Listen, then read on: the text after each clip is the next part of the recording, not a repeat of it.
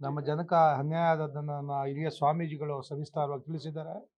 ಇವತ್ತು ಕರ್ನಾಟಕದಲ್ಲಿ ನಾನು ಸಿದ್ದರಾಮಯ್ಯನವರಿಗೆ ಮತ್ತು ಶಿವಕುಮಾರ್ ಅವ್ರಿಗೆ ಹೇಳೋದು ಒಂದೇ, ದಲಿತರು ಕಾಂಗ್ರೆಸ್ ಪಕ್ಷವನ್ನು ನಂಬಿದ್ದಾರೆ ಅನ್ನೋ ಸತ್ಯ ಈ ರಾಜ್ಯದ KPCC ಅಧ್ಯಕ್ಷರಾದಂಥ ಸನ್ಮಾನ್ಯ DK ಶಿವಕುಮಾರ್ ಅವರಿಗೆ ಪರಿಪೂರ್ಣವಾಗಿ ಗೊತ್ತಿರೋ ವಿಚಾರ.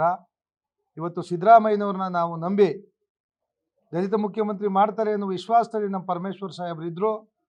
ಬಟ್ ಅವರು ನಿಮ್ಮನ್ನೇ ನಂಬಿದ್ರು. ಹೈಕಮಾಂಡ್ಗಿಂತ ಹೆಚ್ಚಾಗಿ ನಮ್ಮ ಸಿದ್ದರಾಮಯ್ಯನವ್ರು ಮಾಡ್ತಾರೆ ಅಂತ ನಮ್ಮ ಜೊತೆಲಿ ಹಲವಾರು ಸಾರಿ ಪ್ರಸ್ತಾಪ ಮಾಡಿದರು.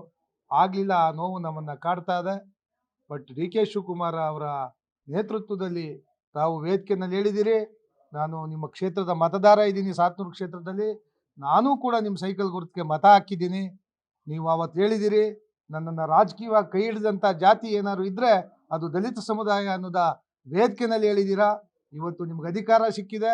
ಇವತ್ತು ನಿಮ್ಮ ಸಚಿವ ಸಂಪುಟದಲ್ಲಿ ನಿಮ್ಮ ಒಂದು ಮುಖ್ಯಮಂತ್ರಿಯ ಆಡಳಿತದಲ್ಲಿ ನಮ್ಮ ಸಮುದಾಯಕ್ಕೆ ಅನ್ಯಾಯ ಆಗಬಾರ್ದು ಅನ್ನೋದಿದ್ದರೆ ಈ ಒಂದು ಸಮಾಜವನ್ನು, ಸಾಮಾಜಿಕ ನ್ಯಾಯವನ್ನು ದೊರಕಿಸ್ತಾ ಇಡೀ ರಾಜ್ಯ ವ್ಯಾಪ್ತಿನಲ್ಲಿ ಸಂವಿಧಾನವನ್ನು ದೇಶಾದ್ಯಂತ ಹರಡಿದಂಥ ಸಾಮಾಜಿಕ ಅಧಿಕಾರ ಮಹದೇವಪ್ಪನವರು ಇದೇ ಸಮಾಜ ಕಲ್ಯಾಣ ಇಲಾಖೆಯಲ್ಲಿ ಮುಂದುವರಿಬೇಕು ಅಂತ ಹೇಳ್ತಾ, ಹಾಗೂ ಇನ್ನೂ ಯುವಕರು ನನ್ನ ಸಮುದಾಯದವರು ನರೇಂದ್ರ ಸ್ವಾಮಿಯವರು, ಪ್ರಿಯ ನಮ್ಮ ದರ್ಶನ್ ಧ್ರುವನಾರಾಯಣವರು, AR ಕೃಷ್ಣಮೂರ್ತಿಯವರು, ಆನೇಕಲ್ ಶಿವಣ್ಣವರು ಮತ್ತು ಪ್ರಸಾದ್ ಅಬ್ಬಯ್ಯನವರು ಈ ಪಕ್ಷದ ಅಡಿಪಾಯಿಗಳು ಮೈನ್ ಪಿಲ್ಲರ್ ಆಗಿ ನಿಂತ್ಕೋಬೇಕು, ಪಂಚ ಪಾಂಡವರಾಗಿ ಇರಬೇಕು ದರ್ಶನ್ ಧ್ರುವನಾರಾಯಣ ಆದಿಯಾಗಿ ಅನ್ನೋದಾದರೆ ಅವ್ರಿಗೂ ಕೂಡ ಕಾಂಗ್ರೆಸ್ ಪಕ್ಷದಲ್ಲಿ ಸೂಕ್ತ ಸ್ಥಾನಮಾನಗಳನ್ನ ನೀಡೋದ್ರ ಮುಖಾಂತರ ಈ ಸಮುದಾಯ, ದಲಿತ ಸಮುದಾಯ ಈ ಪಕ್ಷಕ್ಕೆ ಶಾಶ್ವತವಾಗಿರಬೇಕು ಅನ್ನೋದಿದ್ರೆ ಇವತ್ತು ಈ ತಪ್ಪುಗಳನ್ನೆಲ್ಲ ತಿದ್ಕೊಳ್ಳಿ.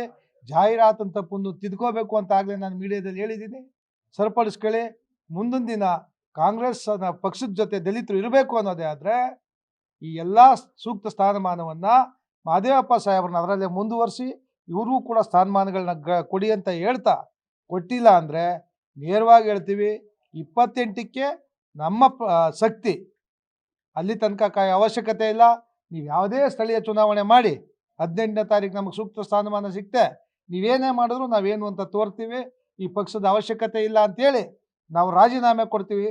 ಸೂಕ್ತ ನಾವು ಕಾಂಗ್ರೆಸ್ನ ಏನು ಪ್ರಾಥಮಿಕ ಸದಸ್ಯತ್ವಕ್ಕೆ ನಾವು ರಾಜೀನಾಮೆ ಕೊಡೋದ್ರ ಮುಖಾಂತರ ಇವಾಗಿನಿಂದಲೇ ನಾವು ಬಾಬಾ ಸಾಹೇಬ್ರ ಹೆಸರಿನಲ್ಲಿ ಒಂದು ಪಕ್ಷನ ಕಟ್ಟಿ ನಮ್ಮ ಸಾಹೇಬರ ಶಕ್ತಿ ಏನು, ಸಂವಿಧಾನದ ಶಕ್ತಿ ಏನು, ಈ ಜನದ ಶಕ್ತಿ ಏನು ಅಂತೇಳಿ ಬೀದಿನಲ್ಲಿ ನಾವು ಆಂದೋಲನ ಶುರು ಮಾಡ್ತೀವಿ.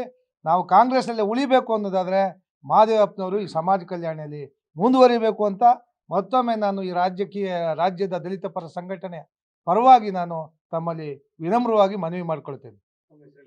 ಜೈಕಾಂತ್ ಚಾಲುಕ್ಯ ಅಂತೇಳಿ ಸಂವಿಧಾನ ಬಳಗದ ರಾಜ್ಯಾಧ್ಯಕ್ಷರು ಹಾಗೂ ನಾನು KPCC SC ವಿಂಗ್ನ ರಾಜ್ಯ ಉಪಾಧ್ಯಕ್ಷರು.